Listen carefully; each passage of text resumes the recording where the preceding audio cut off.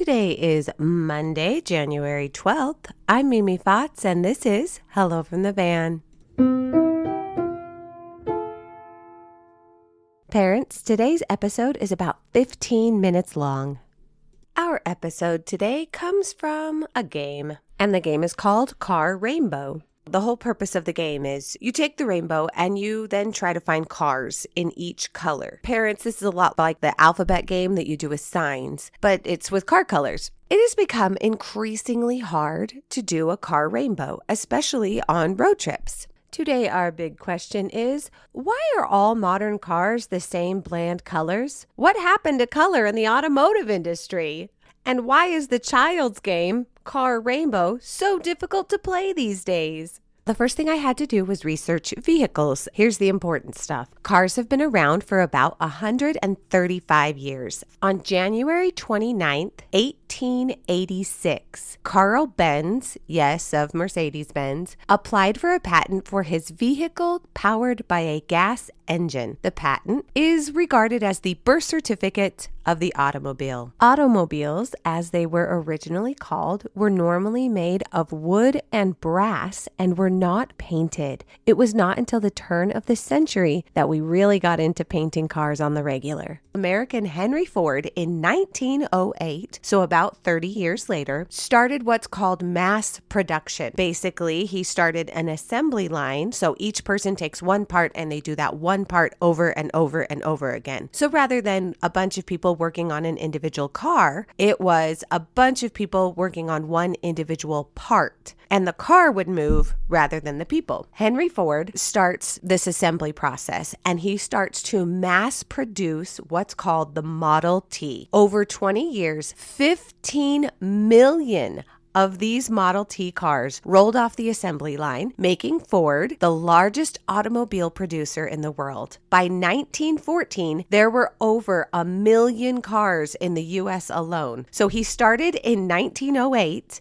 And by 1914, 1 million cars were on the road. So kids, imagine that there's no vehicles. It's all just horses and farmland. And then suddenly, within 5 years, there are 1 million cars. I didn't realize how quickly Henry Ford and the assembly line affected the United States. And keep in mind, there was no infrastructure for vehicles. There was infrastructure for horses and carriages, not for cars. This turn of the century change was huge. The car that Henry Ford made famous was called the Model T. From 1914 to 1925, Henry Ford's Model T was only available in the color black. He said, you can have any color you want, as long as it's black.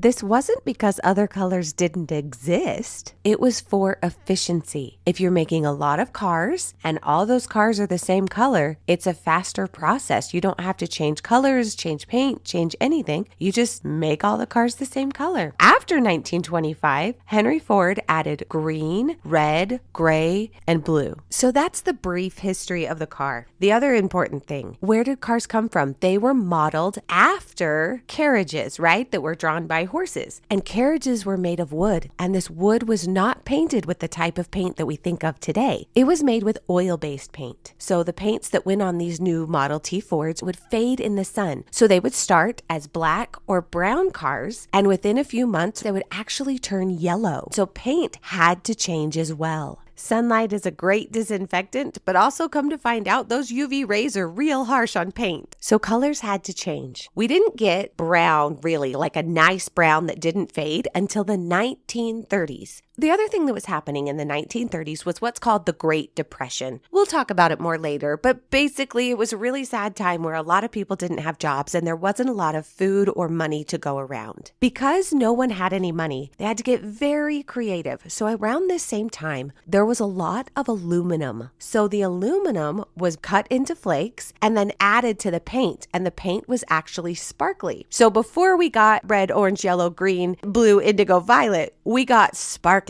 paint. It is the Edward Cullen era of cars. The 20s and 30s are also when we started to perfect enamel paints. They went away from oil-based paints that were kind of sticky and took weeks to dry to enameled and lacquered paints. With this combination of new types of paints and the depression of the 1930s, car manufacturers had to get creative. And how did they sell these cars? They tried to make them bright and happy. In the mid to late 1930s, we started to get shiny, bright cars. Yellows and oranges gained popularity during the Depression, and it helped boost sales. In the early 1940s, we start to add blues, greens, and reds. This is directly related to World War II that was happening.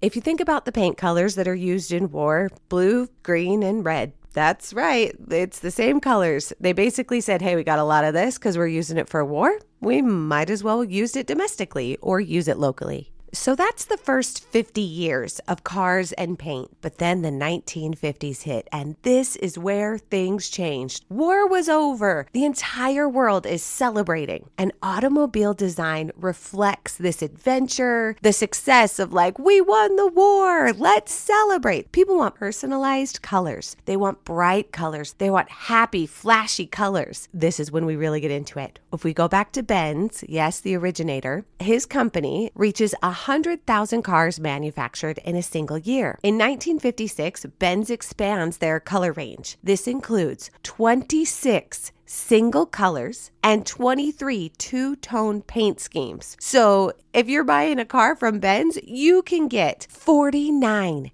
different options of color. The 50s and 60s are full of vibrant, beautiful colors. If you've ever been to a car show and see cars from this era, these are the most colorful ones. We get to the 1970s and society starts to change. It becomes all about nature and Mother Nature and saving the planet. And car colors start to reflect that. This is when we get earthy colors. Earthy colors just reign supreme. We've got yellows and browns and golds. Basically, when you look outside, what colors do you think of? Well, that was the car colors that were reflected in the 1970s. This continues through the 1980s. There's no big changes between the 70s and the 80s. Then we get to the 90s, and for some reason, there is a surge in green cars in the United States. Over 20% of cars in the 1990s are green, a very specific forest green. But how did we go from that to what we have today? Well, there was a big change. In the early 2000s, glass flakes are introduced by paint companies, specifically a paint company called PPG. So now you can take one specific base color and you can make it into any type of finish. You can make it very, very sparkly. You can make it more of like a matte color, meaning like a flat looking color. You can add just a plain gloss coat over the top of it. You can make a basic color into just about any finish. And that's due to these glass flakes that have now been added to all of these paints. And as finishes change,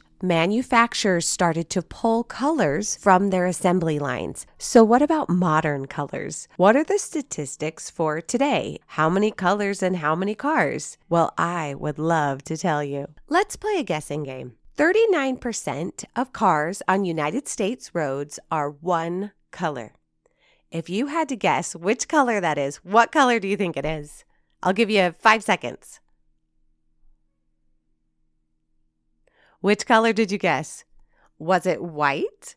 39% of cars on United States roads are white. There's another group of colors that are also 39%. If you had to guess, what color is that?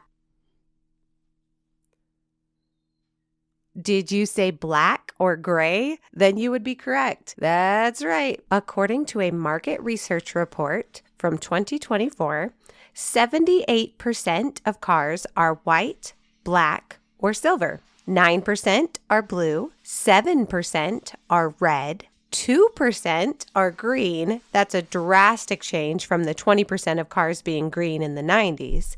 0.9% are brown, so almost 1% of cars on the road. 0.3% are orange. 0.1%, so not 1%, 0.1% are gold. And then finally, 0.09% are purple. And if you have a yellow car, You are the Mewtwo of this world. You are 0.08% of cars on the road. If you think of car colors like Pokemon, finding a hot pink car in the wild is like finding a Mew. It's pretty rare and doesn't happen very often statistically. But I wanted to know if this holds true for 2026 cars, so I did some more research. I went to the manufacturer websites for Honda, Toyota, Chrysler, and Kia. I looked up their highest range of minivan and their lowest range of minivan. And here is what I found.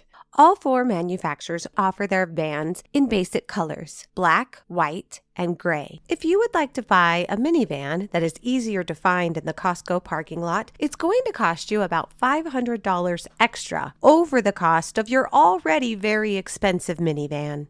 I personally lose my minivan in the Costco parking lot on the regular. In fact, this last week, I very confidently walked up to a Honda Odyssey and pulled on the door several times, and it still didn't open. And I thought, oh darn, my keys aren't working. And I pulled my keys out, and I pulled some more. And then someone else walked up to the van, and I said, oh, I'm sorry, is this one yours? And yes, right next to it was an identical gray Honda Odyssey. I was at the wrong car. And why was I at the wrong car? Because statistically, we're all driving gray Honda Odysseys, people. Anyhow, if you'd like to avoid my fate, let me give you some options. If you want a red minivan, it's available on high-end models. If you would like a green minivan, it is only available from Toyota. Yep, Honda, Chrysler, and Kia do not offer a green option in their cars. Oh, and if you want a Kia, it's only available in gray without the upcharge. If you want a different color, you're going to have to pony up at that Kia dealership. The manufacturer with the most color options is Honda, coming in with 7, and the lowest is actually Chrysler. Your options at the Chrysler dealership would be black,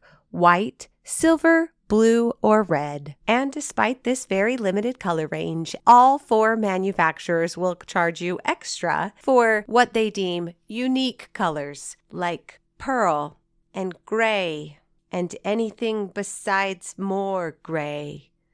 Oh, and did I mention that these minivans range in price from $53,000 to $60,000? And they're still going to charge you for those very unique colors? This is a far cry from the $825 that it would have cost you for an original Model T Ford in 1908. In the end, it would appear we've come full circle. From Henry Ford only offering the Model T in black to Kia only offering their minivan in gray. What was old is new again, and manufacturing and its wheels are ever turning in the same direction. So let's go back to our original question.